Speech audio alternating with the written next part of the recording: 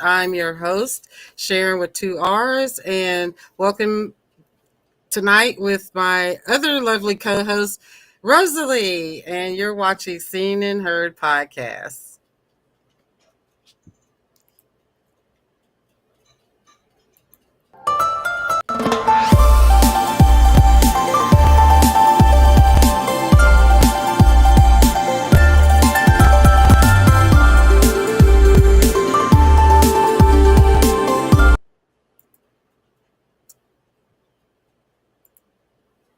Welcome back. Hello, Rosalie. How was your break? It was decent. June has started off. I mean, on a personal note, things are going fine at home, but all of us are. The first week of June has been quite a situation, so I'm looking forward to kind of getting into the conversation and kind of getting your thoughts on things. And I'm a verbal processor, so I need to verbally process some things. That's how I'm feeling at the moment. That's right. Processing is our middle name at this point. It's just like you never know. You're gonna go to sleep, and then you're gonna wake up, and then it's gonna be worse than it was before you went to sleep. It's like just never ending. Although we'll try to keep our commentary short and sweet and to the point. Mm-hmm. We're gonna since this LA situation, and I'm not going to call it riots because it's not riots. It has been escalated. I'm going to open with this video with the Australian reporter that got fired upon, and then we're going to talk on the other side of this. After hours of standing off, this situation has now rapidly deteriorated. The LAPD moving in on horseback, firing rubber bullets at protesters, moving them on through the heart of LA.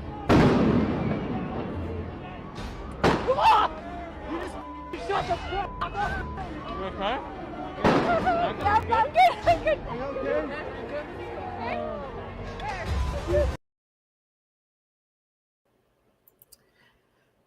This is what are your thoughts? It's illegal on so many fronts, but us sitting here and saying, but it's illegal at this point seems like screaming into a void, right? This is a First Amendment violation. This is assault. It's a human rights violation. And clearly unarmed, backed turn to the police officer, was doing no threatening. It was very obvious who she was and what she was doing, very clearly marked. She wasn't surrounded by a bunch of other people, got caught in the crossfire. He turned, he pointed, he shot, period. And how I feel about that is, wasn't there a line of good cops right there next to him to make sure that they held him accountable for what he did? I hear all this stuff about the good cops, and it's just one bad apple. But there's a whole line of y'all, and not one tried to protect that woman. I thought we were protecting women. And so I start seeing things like this, and we can repeat it ad nauseum, but I think it's very important that the press stayed out there, that people are on the ground reporting out there and reporting the truth of what's happening. They're not going to be able to get away with what they have been getting away with in the past. I think too many eyes are on this situation at this point, and not having the cooperation of the governor of the state while enacting this type of behavior, in bringing in the National Guard on top of what the LAPD and ICE have already been notorious for doing. I mean, I've heard reports that even the LAPD is saying we don't want this. This is only going to escalate tensions. ICE is at this point the U.S.'s modernized Gestapo, and it's not hyperbole to say that at this point. It's just not. They feel licensed to do whatever they want, whenever they want, to whoever they want, however they want, and that's with the blessing of felon 47. Felon 47. He is giving them their blessing. And speaking of sovereignty in California, let's listen to this message that Gavin Newsom had to say. Tom Home and the Border Czar said to me yesterday he did not rule out literally arresting you, nor Mayor Bass, if you interfere in his work. He said you hadn't yet. He's a tough guy. Why doesn't he do that? He knows where to find me. But you know what? Lay your hands off 4-year-old girls that are trying to get educated. Lay your hands off these poor people. They're just trying to live their lives, man. Trying to live their lives, paying their taxes. Been here 10 years. The fear, the horror. The hell is this guy? Come after me, arrest me. Let's just get it over with. Tough guy. You know, I don't give a damn. But I care about my community. I care about this community. The hell are they doing? These guys need to grow up. They need to stop. And we need to push back. And I'm sorry to be so clear, but that kind of bloviating is exhausting. So, Tom, arrest me. Let's go.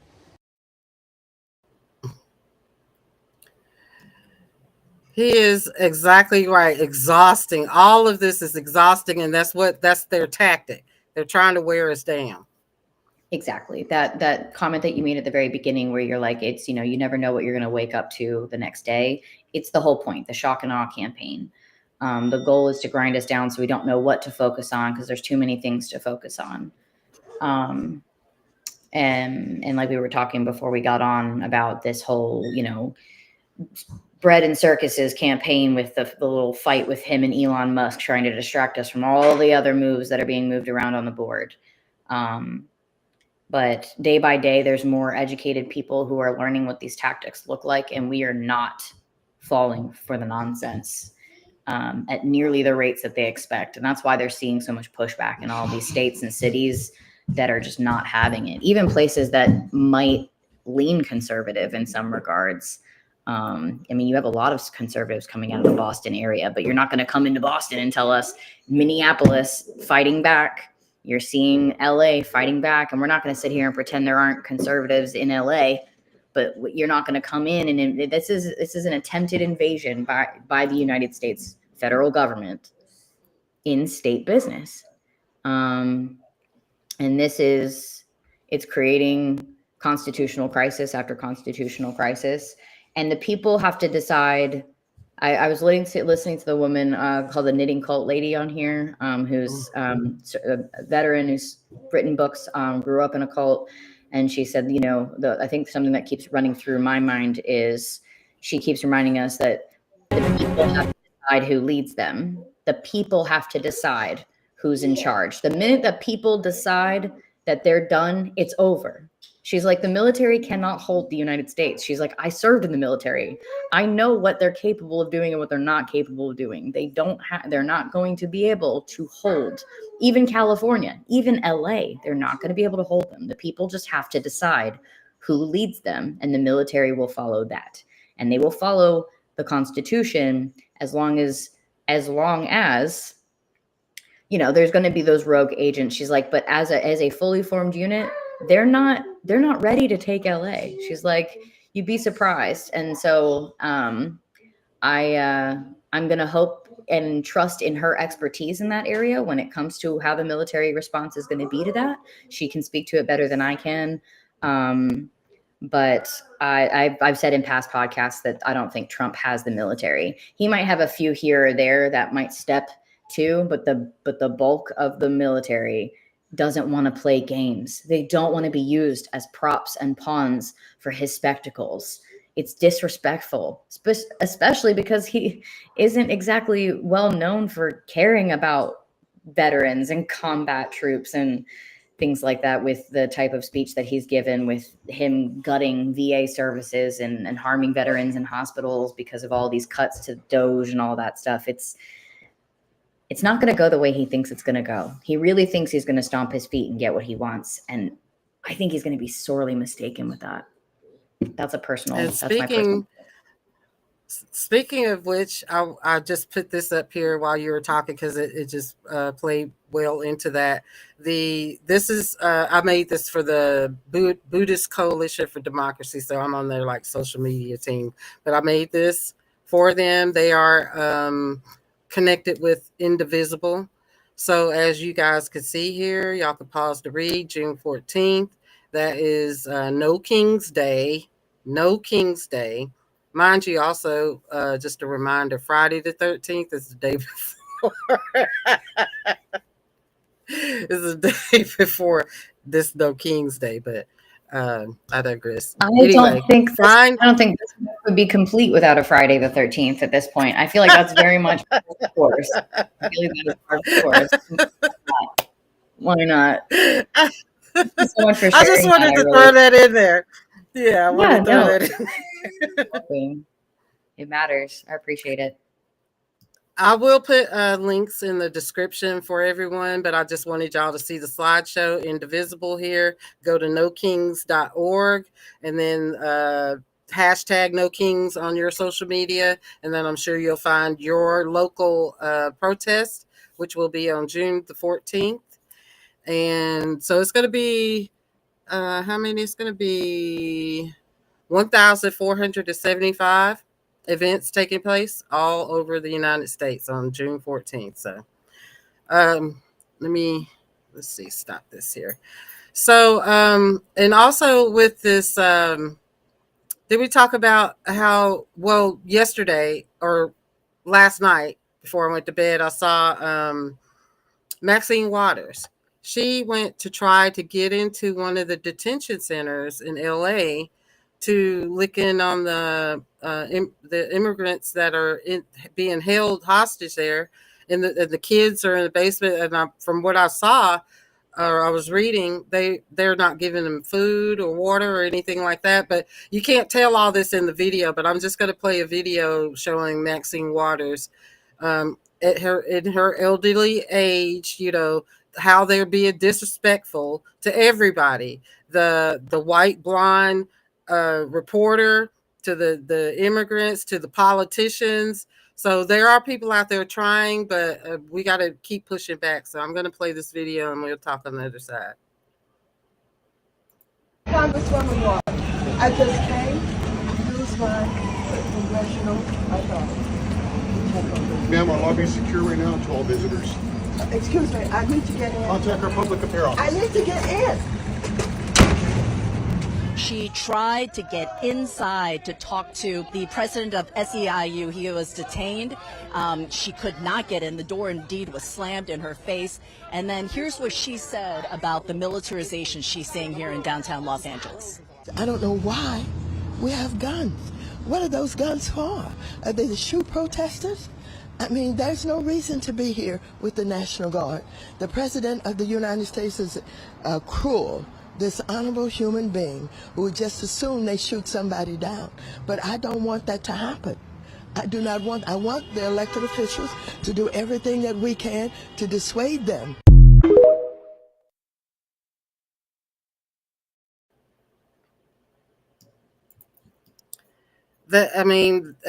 We already saw how they attacked and shot the reporter from Australia. I'm glad she didn't get shot.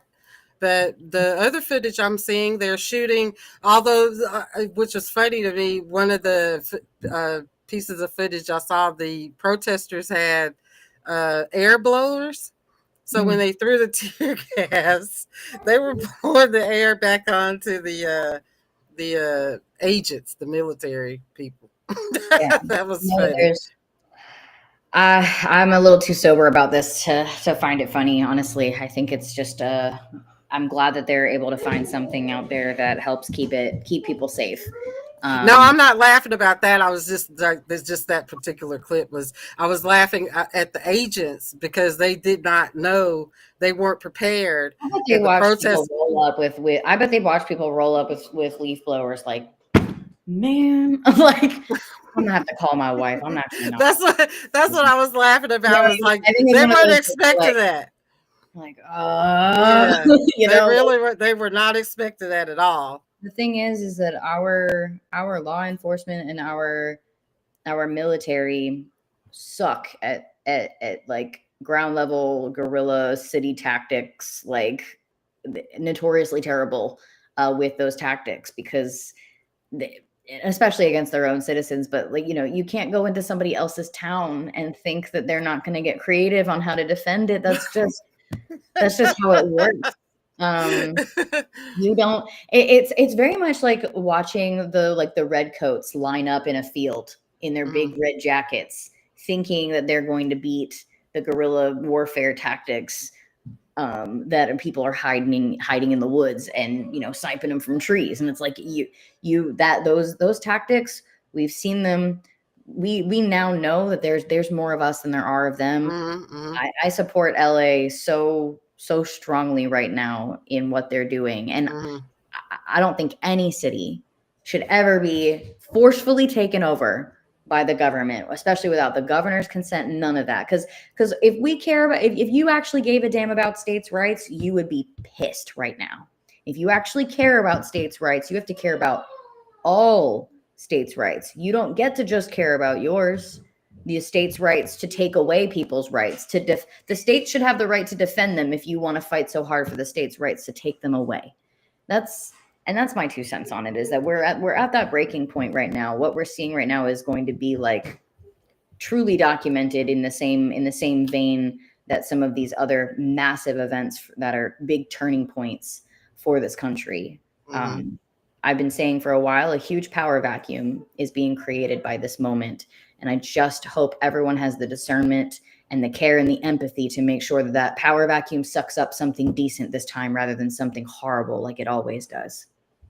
And so much for the Venn diagram. It's a complete circle now at this point. Right. Right.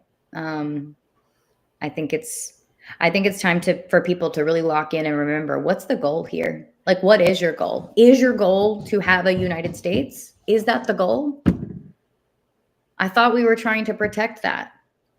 And we can't do that if we have a president who can just pick and choose what states he wants to care about, what states he's going to help with. We have the money to send the National Guard to California, but we don't have the money to rebuild Western North Carolina.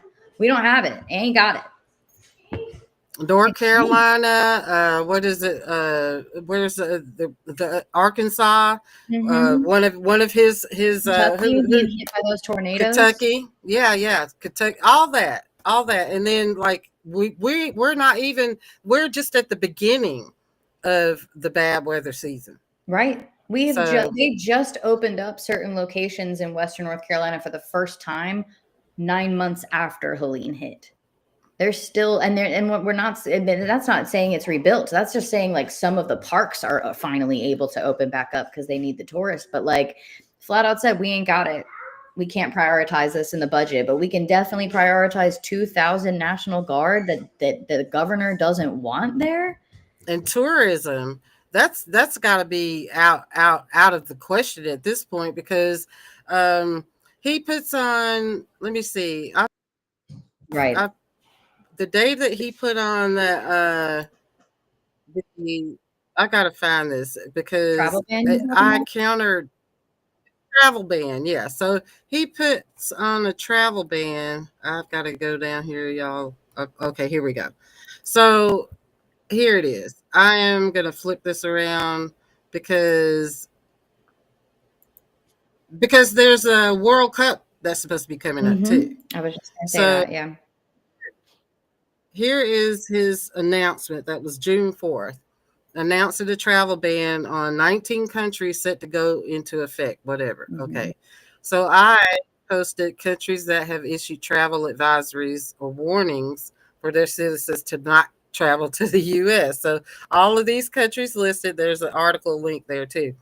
Japan, Canada, Uruguay, Australia, Denmark, Finland, United Kingdom, Germany. I think France also, but yeah, so all these countries have warnings against coming to the United States while he thinks he's slick. And then on top of that, how are we supposed to have the World Cup? I mean, I don't watch the World Cup, but how are we supposed to have the World Cup? I think FIFA is considering revoking the US's ability to host. I think that's what's on the table at this moment. From what I'm seeing in some of the things I've been watching, is that they're toying with the idea of just revoking the US hosting it, because it's going to become an untenable situation. It's going to be impractical for them to bring anyone to this country. I mean, I think what JD Vance had come out and basically stated, like, you can come in, but you better get out as soon as you need to be getting out. Like, get in, get out, and don't linger, essentially, or we'll make sure we deport you. Like, that's okay. And I think I think the thing is they want to get people, they want it. What a narcissist does when they want to take control of somebody and get their supply and have full control over their supply is they isolate them from their friends and family. And that's what we're seeing, is that they are trying to isolate us as much as they can from everybody else so that they can control the narrative, that they can kind of suck us in and make us dependent on whatever it is that they decide to do. And you know what?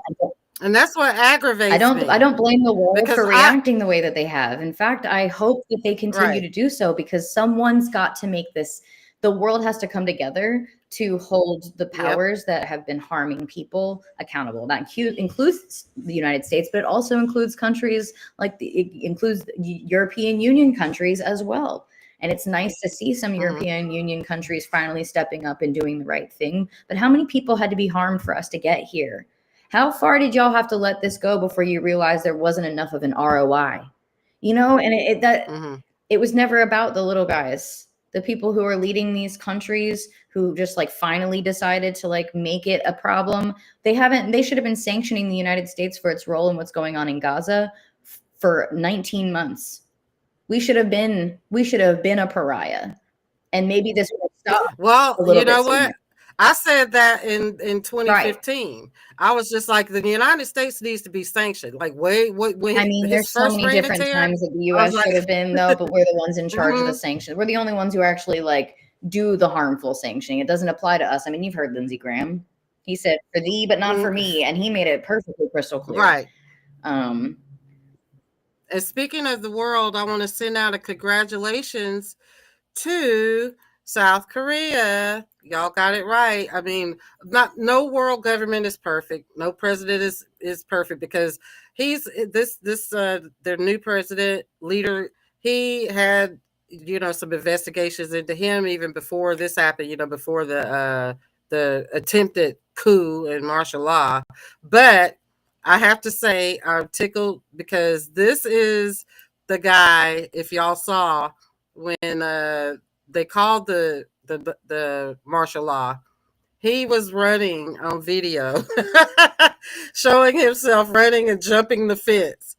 And he's like 60 something years old. So for what I've read, his wife told him, honey, they're calling it martial law. And he didn't believe it, because who's going to believe that?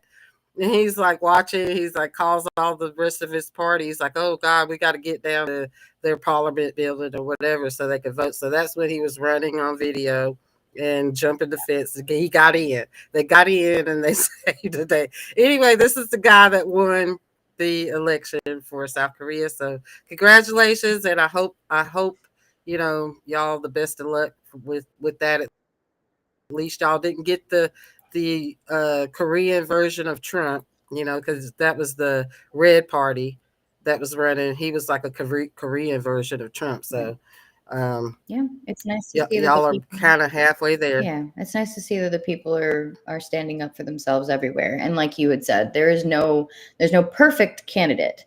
But what we can't keep doing is acting like lesser of two evils. When if you see a man who is for the people or a woman who is for the people, then they're for the people. They're going to paint whoever they need to paint. You've seen what they do with Ibrahim Traore, trying to make him seem like he is. I'm sorry if I butchered that last name. Right. Of course. Abraham Traore. Oh, man. We are fans. Keep my eyes on that guy, because that guy is inspiring me. I'm like, oh man, I'm not doing enough of my day. Truly, Africa is truly inspiring to me right now. I just keep looking. I'm like waiting on bated breath for them to just, who's going to kick out France next? Like, I'm so excited. I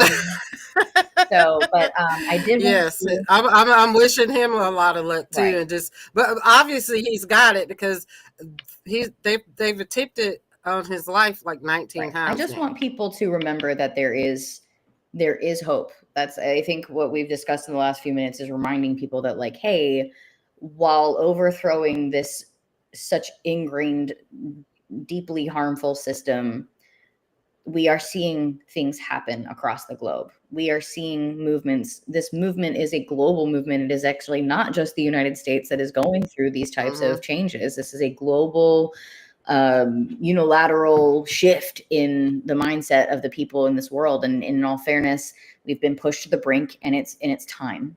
It's time for change. And at this point, we're being punished because now our passports are worthless.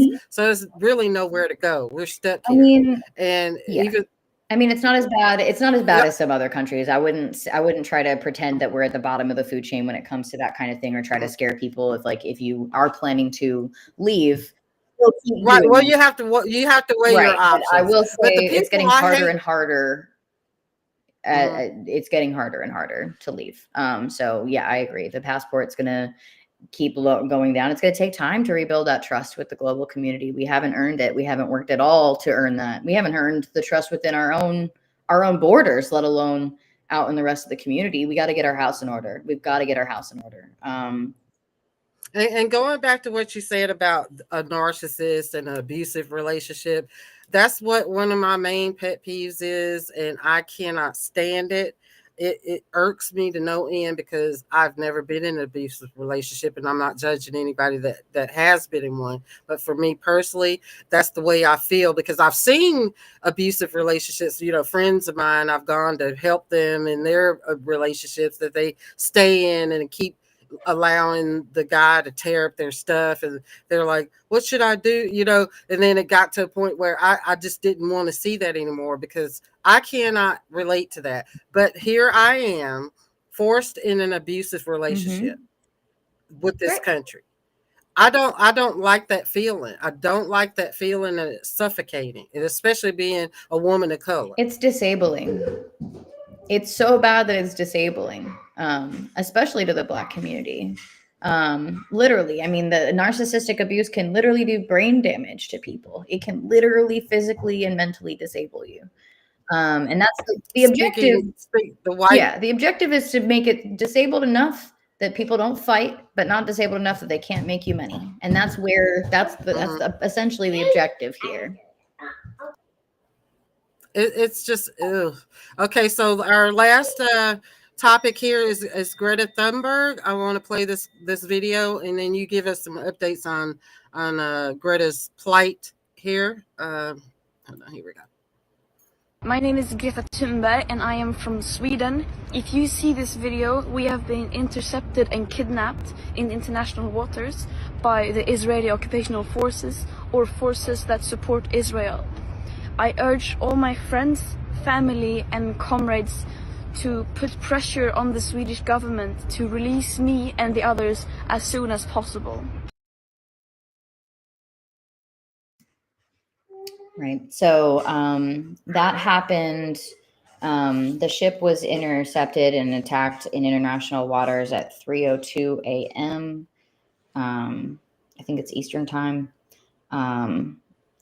They were just north of Egypt, heading to Gaza to try and break the siege. They basically were carrying some rice and baby food. They were unarmed. There's a European diplomat on board, which I think played a huge role in why they weren't fired upon like the last ships have been and bombed. They were followed by drones basically for quite a period of time, and had been reporting and sending out videos like, hey, there's drones overhead. We can see the quadcopters and stuff. They're following us. And the goal that Israel expressed was that they were going to detain, aka kidnap, and attack this vessel illegally in international waters. They have no legal bearing to board that vessel, a civilian ship. They were flying a British flag. The fact that we're not seeing more of a response from UK is, we'll have to see what comes out of them. But the plan is to do a quick deportation once they get everybody to the port of Ashdod in Israel, or in occupied Palestinian territory known as Israel at this point, so that they can be deported back to their home countries or their countries of origin. So Greta would be sent back to where she came from, essentially. What was the news of the IDF soldiers that got caught in Africa? They were trying to deport people, and they got caught in the cargo ship. Okay. On that, let me see. I'm going to look up because let me find that. about the cargo. Let's see, soldiers trapped. Was it Lithuania? Recovering? No, that wasn't it. Trapped in. They were trying to deport people.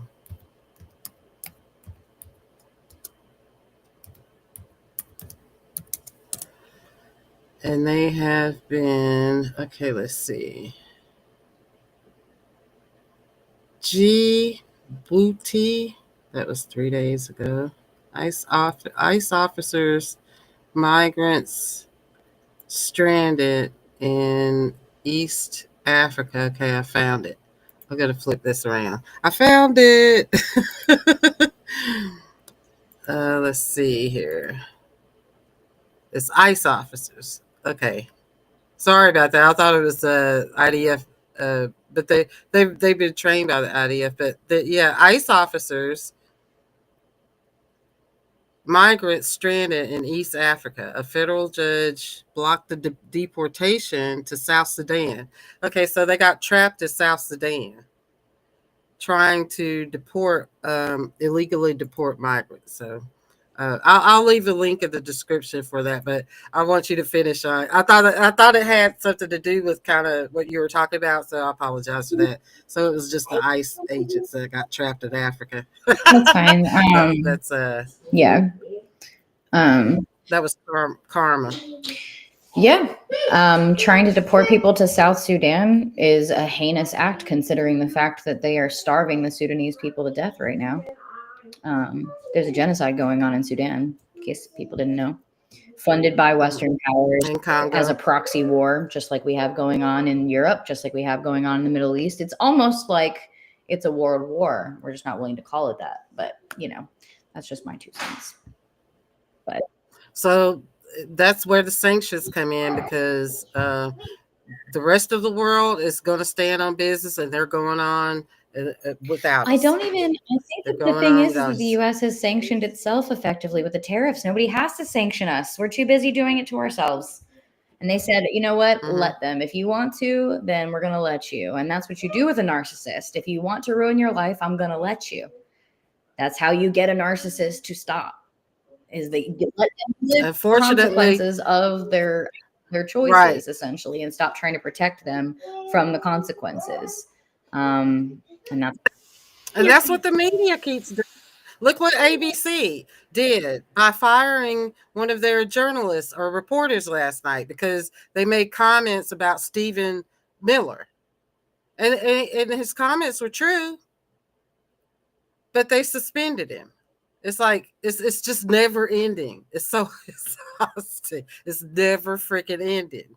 So on that, we will follow up on the next podcast. You guys let us know what you thought of this podcast. Leave us a comment. Leave us a share. Set your notifications, subscribe. And if you like these new S-shaped glasses, they're I do love those. I was going to ask you if it's from the same place. I love them. Yes. So I will leave the link Those are to gorgeous. these. And they have other colors. I got black, but they had some light.